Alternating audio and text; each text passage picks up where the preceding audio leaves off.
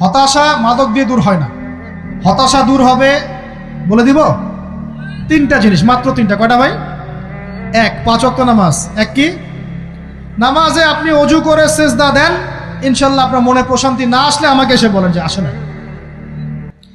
চোখের পানি, মনের আবেগ যা আছে আপনার ভিতরে, কষ্ট, দুঃখ, যন্ত্রণা, সব আল্লাহকে ঢেলে দিবেন ইনশাল্লাহ। নিজের আবেগ ধরে রাখবেন এখানে, আপনি আল্লাহর জন্য ঢেলে দিবেন। মানুষকে আবেগ দেখা কি লাভ? মানুষ আপনার চোখের পানির মর্ম বুঝবে? মানুষ কি মানুষের চোখের পানির মর্ম বুঝে? আপনার পিতা যদি মারা যায়, আমার কাছে এসে দোয়া চান কান্নাকাটি করে, আমি দোয়া করতে পারবো, কিন্তু আমি কিন্তু আপনার ফিলিংসটা বুঝতে পারবো না। আপনার অনুভূতি কে বুঝতে পারবেন? আল্লাহ পাক আপনার ঘাড়ের রগের চেয়েও কাছে আছেন। সুবহানাল্লাহ, সুবহান আল্লাহ পাক ঘাড়ের রগের চেয়ে কাছে আছে। গতকালকে বাংলাদেশের একজন বরেণ্য আলেমের সাথে একটা কনফারেন্সে ছিলাম। উনি বলছিলেন যে এক ব্যক্তি, এটা শোনেন, এক ব্যক্তি খুব তার শখ যে তিনি সাহাবীদের মতো নামাজ পড়া শিখবেন। কথা বুঝতে পারছেন? সাহাবীদের মতো নামাজ শিখবেন। তো একজন বরেণ্য আলেমের কাছে এসেছেন, এসে বলছেন যে আমাকে সাহাবীদের মতো নামাজ শিখিয়ে দেন। তখন সেই আলেম আরেকজন আলেমের সন্ধান দিয়েছেন, যা তুমি তার কাছে যাও, তিনি শেখাবেন। তো সেই ব্যক্তি একটু অবাক হয়েছেন, কারণ যাকে প্রশ্ন করেছিলেন তিনি অনেক বড় মুহাদ্দিস, আর যার কাছে পাঠানো হচ্ছে তিনি অত বড় মুহাদ্দিস নন, কিন্তু আবেদ, আমল করেন। তাকে গিয়ে বলছেন উনি আমাকে পাঠিয়েছেন সাহাবীওয়ালা নামাজ শিখিয়ে দেন।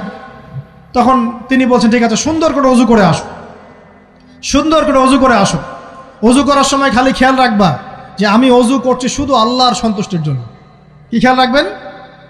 অজু করছি শুধু আল্লাহকে রাজি খুশি করার জন্য অজু করছে, আর কোনো উদ্দেশ্য নাই আমার।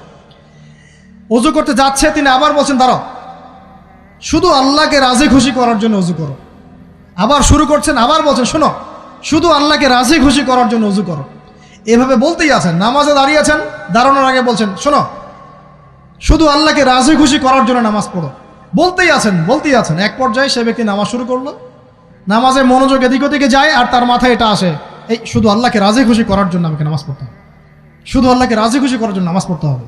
এই চিন্তা তার মনের মধ্যে ঘুরপাক খাচ্ছে। এভাবে নামাজটা সে শেষ করে চিন্তা করছে যে নামাজ তো পুরোপুরি মনোযোগ দিতে পারলাম না।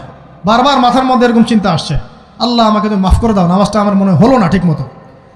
তখন সে ফিরে এসে তার সে ওস্তাদকে বলছেন আমার তো নামাজ এরকম করে পড়লাম, কিন্তু শেষমেশ মনে হলো যে নামাজটা হয়তো কবুল হয় নাই, আল্লাহর কাছে খুব মাফ চাইলাম, আল্লাহ আমাকে মাফ করে দাও, নামাজটা মনে হলো না। তখন সেই যে প্রথম ব্যক্তি যিনি পাঠিয়েছেন তিনি বলছেন এটাই হলো সাহাবীওয়ালা নামাজ।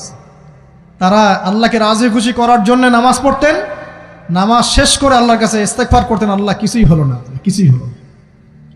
আমার কথা কি বুঝতে পারছেন? অতএব আল্লাহকে রাজি খুশি করার জন্যে আপনি আপনার আবেগ, আপনার ইবাদত সব ঢেলে দিবেন ইনশাআল্লাহ। অন্য কারো কাছে কিছু পাওয়ার আশা করব। আমাকে আল্লাহ পাঠিয়েছেন দুনিয়াতে নামাজ পড়তে, রোজা রাখতে, দিনের প্রচার করতে, দিনের জ্ঞান অর্জন করতে, এই তো। তা আমি একজন মেয়ের জন্য জীবন নষ্ট করে দিব কেন? আমি তাহলে আল্লাহর কাছে কি মুখ দেখাবো, আর নবীর কাছে কি মুখ দেখাবো? ওখানে গিয়ে বলবো আল্লাহ আমি আমার অমুক প্রেমিকার জন্য আশেক হয়ে একদম জীবন দিয়ে দিয়েছি, আত্মহত্যা করেছি। গেছে ভাই, যাইতে দেন। যে ব্যক্তি আপনার অবস্থানকে মূল্যায়ন করে নাই সে আপনার যোগ্য ছিল না। এখন আপনি কি করবেন? নিজের অবস্থান উন্নত করেন, আপনার পিছনে লাইন ধরে ঘুরবে ইনশাআল্লাহ। এটাই বাস্তবতা। দুনিয়া খুব খারাপ জিনিস। মানুষের অবস্থানকে মূল্যায়ন করে, মানুষের অবস্থানকেই মূল্যায়ন করে, কিন্তু আল্লাহ রাব্বুল আলামিন আপনাকে সর্বাবস্থায় ভালোবাসেন। আলহামদুলিল্লাহ। এই যে আমরা এখন অনেক পাপ করছি না, আল্লাহ কি আমাদেরকে আযাব দিয়ে ধ্বংস করে দিয়েছেন? আল্লাহ পাক এখনো আমাদেরকে ভালোবাসেন, রহম করেন, আল্লাহ পাক অপেক্ষা করছেন কখন তওবা করবে, আমি তওবা কবুল করব। এই কখন আমার বান্দা খালি একবার বলে আস্তাগফিরুল্লাহ, আল্লাহ পাক সাথে সাথে মাফ করে দেবেন ইনশাআল্লাহ। আর সেই আল্লাহকে ভুলে আপনি কার পিছনে ছুটছেন?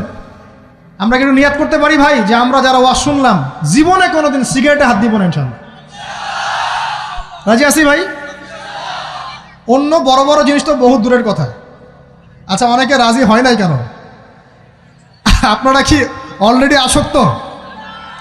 আমি অনেক ভাইকে দেখেছি মাশাআল্লাহ ইফতার খুলেই একদম বেনসন টানা শুরু করে। হ্যাঁ, এটা যে হারাম আপনাদের কেউ ওয়াজ করে শোনায় নাই? এটাকে কি মনে করেন আপনারা, হারাম না হালাল? কেউ বলেছে মাকরু, নাকি মাকরু ফতোয়া দিয়েছে? মাকরুহ শব্দের অর্থ জানেন আপনি? মাকরুহ শব্দের অর্থ কি একটু শোনেন। সূরা বনী ইসরাঈল খুলবেন। কোন সূরা? সূরা বনী ইসরাঈল আল্লাহ পাক বলছেন, আমি বনু ইসরাঈলকে এই কাজগুলো করতে নিষেধ করেছিলাম। কোন কোন কাজ? জেনা করো না, জেনার ধার কাছে যেও না, এতিমের মাল আত্মসাৎ করো না, শিরিক করো না ইত্যাদি। যারা আলেম আছেন তারা আমার কথা বুঝবেন। এই কাজগুলোর পরে আল্লাহ পাক বলছেন যে এই প্রত্যেকটা কাজ আল্লাহর কাছে মাকরুহ, অপছন্দের। কিসের? অপছন্দ। আর এটাকে আপনি সহজ মনে করছেন? নিয়াত করি আল্লাহ পাকের সন্তুষ্টির জন্য আমরা কোনোদিনও মাদকের সাথে সম্পৃক্ত হব না ইনশাআল্লাহ। আর বিশ্বাস করেন, শুধুমাত্র মাদকদ্রব্য নিয়ন্ত্রণ অধিদপ্তর এই আইন কানুন এগুলো দিয়ে, জরিমানা দিয়ে মানুষকে মাদক ছাড়ানো যাচ্ছে না, যাবে না। কেন যাবে না এটা আপনারা খুব ভালো করেই জানেন, আমি বলতে চাচ্ছি না। অনেক সময় মাদক বিরোধী কনসার্ট করে মানুষ, মাদক বিরোধী কনসার্টে ওঠার আগে এক বোতল ডাইল খেয়ে আসে আগে। এগুলো কি বাস্তব কথা বলছি না অবাস্তব কথা বলছি? আমাদের যুবক ভাইরা কোশ্চিনকালেও মাদকের ধার কাছে যাবেন না ইনশাআল্লাহ।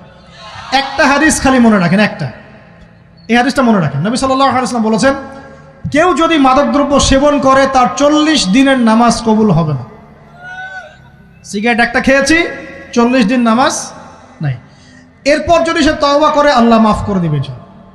আবার যদি মাদক খায় আবার 40 দিন কবুল হবে না। যদি আবার তওবা করে আল্লাহ মাফ করে দিবেন। আবারও যদি খায় আবারও 40 দিন কবুল হবে না। আবারও তওবা করলে আল্লাহ আবার মাফ করে দিবেন। চতুর্থবার সে যদি মাদক খায়, আল্লাহ রসুল সাল্লাল্লাহু আলাইহি ওয়াসাল্লাম বলছেন, আল্লাহ পাক কিয়ামতের মাঠে তাকে তিনাতুল খাবাল পান করাবেন। কি পান করাবেন? তিনাতুল খাবাল। সাহাবীরা বললেন, ইয়া রাসূলুল্লাহ, এটা কি তিনাতুল খাবাল? কি? নবী সাল্লাল্লাহু আলাইহি ওয়াসাল্লাম বলছেন, এটা হচ্ছে জাহান্নামীদেরকে আযাব দেওয়ার পর তাদের রক্ত মাংসের যে পুঁজ বের হবে, এই যে ড্রিঙ্কস, জাহান্নামের হার্ড ড্রিঙ্কস, এই ড্রিঙ্কসের নাম হলো তিনাতুল খাবাল।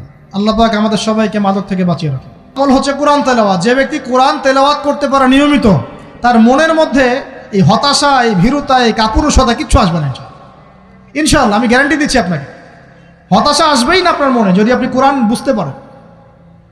কোরআনের একটা আয়াত নিয়ে কোনো সময় দেখা যায় 2-3 ঘন্টা সময় পার হয়ে যাচ্ছে, আয়াতটা ছেড়ে সামনে যেতে পারছি না। কোরআনের ভিতরে ঢুকলে আপনি দুনিয়ায় ভুলে যাবেন কি হচ্ছে আশপাশে।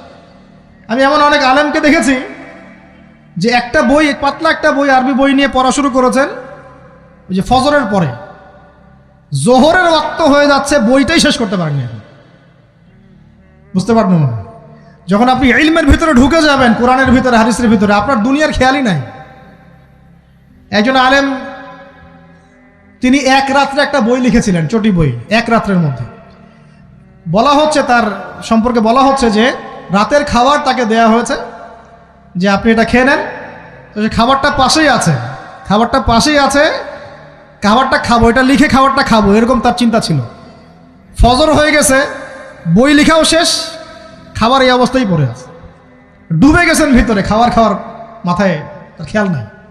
এরকম হয়। একজন মনীষী, বিখ্যাত মনীষী, রিয়াদুস সালেহীন কিতাবের রাইটার, সংকলক আল্লামা নববী রাহিমাহুল্লাহ, এরকম সারা রাত চলে গেছে, পাশে 2টা খেজুর, ওই 2টা খেজুর খাওয়ারই সময় পান। হাদিস নিয়ে গবেষণা করতে রাত পার হয়ে গেছে। আমি বলতে চাচ্ছি, যখন ইলমের ভিতরে, কোরআন হাদিসের ভিতরে ঢুকে যাবেন, আপনার দুনিয়ার খেয়াল আপনার চলে যাবেন ইনশাআল্লাহ। এই টেনশন, হতাশা, এই সেই বাদ, তখনই আল্লাহ পাক আপনাকে তার পক্ষ থেকে রহমত দিবেন, বরকত দিবেন, আল্লাহ আপনার দুনিয়ার কাজগুলো করে দিবেন ইনশাআল্লাহ। তখন দেখবেন কেউ আপনার দুনিয়ার ওই কাজটা করে দিয়েছে, কেউ ওই কাজটা করে দিয়েছে, কেউ বাসায় খাবার পাঠিয়ে দিয়েছে, আল্লাহ পাকই এগুলো করাই দিবেন ইনশাআল্লাহ। তো প্রিয় ভাইরা, মাদকে যাব না আল্লাহর কাছে আসবো? 2 নাম্বার কোরআন তেলাওয়াত, 3 নাম্বার আল্লাহর জিকির। 3 নাম্বার কি ভাই? আল্লাহর জিকির। চলতে ফিরতে সব সময় মুখ চলতে থাকবে, মুখ না চললেও মনে মনে মন তাজা থাকবে, মনে মনে জিকির হতে থাকবে। মনে মনে জিকির করতে পারেন? মুখ নড়বে না, কিন্তু মনে মনে আপনার একটা জিকির হতে থাকবে, সুবহানাল্লাহ বা আলহামদুলিল্লাহ, লা ইলাহা ইল্লাল্লাহ, আল্লাহু আকবার। পারা যাবে? পারে। মানুষের মন কখনো চুপ করে থাকে না, কিন্তু মানুষের মন অলওয়েজ কিছু না কিছু চিন্তা করতে থাকে না, যতক্ষণ না ঘুমায় মানুষ। তো প্রিয় ভাইরা, বেশি বেশি জিকির করবো, সুবহানাল্লাহ, আলহামদুলিল্লাহ, লা ইলাহা ইল্লাল্লাহ, আল্লাহু আকবার, লা হাওলা ওয়ালা কুওয়াতা ইল্লা বিল্লাহ, এগুলো চলতে থাকবে। আল্লাহ পাক তৌফিক দান করুন, আমিন। আমরা আমাদের সমাজে যুবকদেরকে এরকম টিকটকে দেখছি, অনলাইনে আসক্ত দেখছি, জেনায় আসক্ত দেখছি, পর্নোগ্রাফিতে আসক্ত দেখছি। আমরা দেখছি আমাদের যুব সমাজকে মাদকে আসক্ত, কিশোর গ্যাংয়ে আসক্ত। এইগুলো কি আমাদের কাম্য ছিল ভাই? আমাদের কাম্য ছিল? এই অবস্থায় কি যুব সমাজ আল্লাহ পাকের দ্বীনের পতাকা হাতে নিয়ে আল্লাহর জমিনে দিন কায়েম করতে পারবে কিনা একটু আমাকে উত্তর দেন।